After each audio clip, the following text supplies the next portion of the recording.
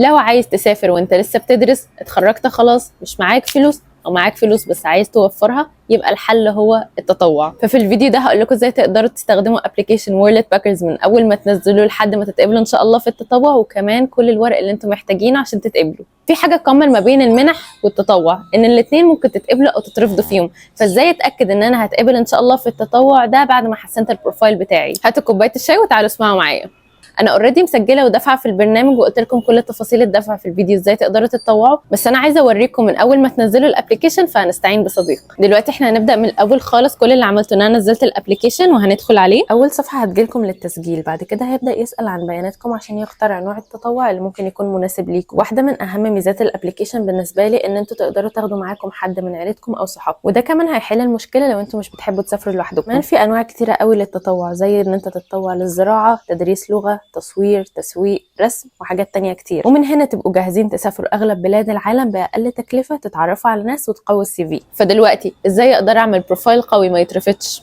هاخدكم معايا في اول خطوه. هتلاقوا ايكون في الابلكيشن اسمها اكاديمي، دي عليها الكورسات المجانيه ولا لا. الكورسات المجانيه دي هتستفيدوا منها في حاجتين. هتستفيدوا من حاجات كتير، بس من اول حاجات اللي هتستفيدوا منها في السوفت سكيلز، المهارات الناعمه، زي ازاي تقدروا تحلوا مشكله، ولو حصل معاكم اي نقاش ازاي تقدروا تديروه بهدوء.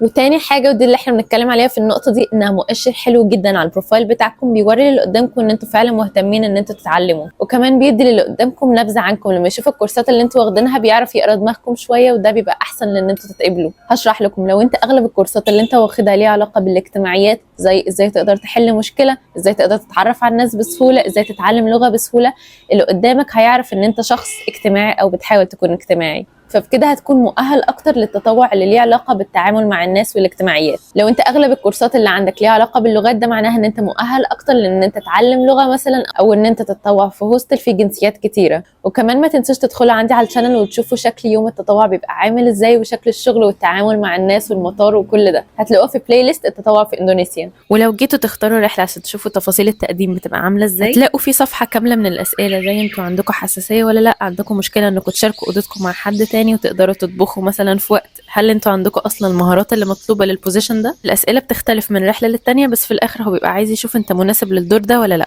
وبالنسبه للورق اللي انتوا هتحتاجوه، كل الاوراق اللي هقولها يا ريت يبقى معاكم منها نسخه او نسختين، عشان ممكن كذا حد يحتاجها منكم. اول حاجه صوره من الباسبور، ويكون لسه فيه اكتر من 6 شهور متاحين، واحيانا في المصالح الحكوميه هيرخموا عليكم شويه لو الصوره قديمه. تاني حاجه صوره من البطاقه، ودي مش هيحتاجوها منكم في المطار، دي بس للمصالح الحكوميه. تالت حاجه المهمه قوي، صوره من تذكره الطيران. لازم يكون معاكم صوره لتذكره الطيران عشان يتاكدوا ان انتوا رايحين هناك فعلا تعملوا حاجه، مش رايحين تسول او اي حاجه. لازم تكونوا حاجزين تذكره الطيران من قبلها، وكمان في حجز مسبق للفندق اللي انتوا رايحين تقعدوا فيه. وبكده نكون وصلنا للورقه المهمه قوي اللي انتوا لازم تاخدوها لو انتوا عايشين في مصر، ورقه تصريح الخروج. ودي لازم وانتوا بتاخدوها تقولوا لهم كل بياناتكم، هتسافروا امتى، هترجعوا امتى، كل بياناتكم الرسميه صح، يا الا مش هتقدروا اصلا تطلعوا بره المطار. وهحط لكم اللوكيشن بتاعها في وصف الفيديو. وانتوا بتعملوا البروفايل بتاعكم على وورلد باكرز هيبقى في حاجه اسمها ريفرنس، يعني طالما انتوا كاتبين ان انتوا كنتوا بتشتغلوا في مكان قبل كده، الاحسن ان انتوا تحطوا بيانات المكان ده، ولو تقدروا تحطوا رقم المدير بتاعكم عشان ده يبقى الريفرنس بتاعهم لو عايزوا يسالوه على حاجه. الحاجات اللي بتزود قوي فرصه قبولكم ان انتوا يبقوا معاكم اكتر من لغه، لان ده بيبين لهم ان انتوا تقدروا تفهموا ناس كتيره هناك، وكمان عندكم سهوله في التعامل. وعشان كده لو لسه مش عامل سبسكرايب لسوكر فلوجز، انت فايتك كتير، لان الفتره الجايه ان شاء الله هننزل مصادر مجانيه لغات كتيره جدا، ازاي تقدر تتعلمها من البيت من غير ما تدفع ولا جنيه. كمان اللغات ممكن تكون السبب الاساسي لان انتوا تتقبلوا في اي تطوع. انا بالنسبه لي الحمد لله خلاني اتقبل ان انا معايا انجلش وجيرمان، ده اللي هم كانوا محتاجينه هناك كانجلش تيتشر، والجيرمان كان بالنسبه لهم حاجه جانبيه مش لازم، بس لو معايا يبقى احسن. هو مهمه الابلكيشن ان هو يوصل ما بينكم، عشان كده حتى هتلاقوا في الاخر في حاجه اسمها ترافل البوم.